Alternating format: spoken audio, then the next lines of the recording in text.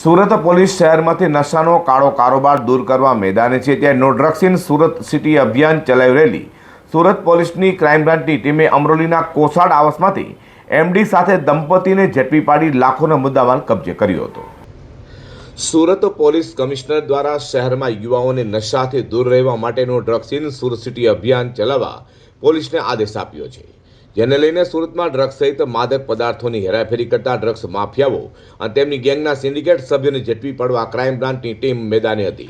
ત્યારે ક્રાઇમ બ્રાન્ચની ટીમે બાતમીના આધારે અમરોલીના કોસાડ આવાસ ખાતેથી એમડી ડ્રગ્સ સાથે દંપતી જેમાં મોહસિન અહેમદ પટેલ અને સમીમ મોહસિન અહેમદ પટેલને ઝડપી પાડી તેઓ પાસેથી એમડી ડ્રગ્સનો જથ્થો 1,07,000થી વધુની રોકડ, મોબાઈલ ફોન તથા અન્ય મત્તા મળી કુલ 2,41,000થી વધુની મત્તા કબજે કરી હતી।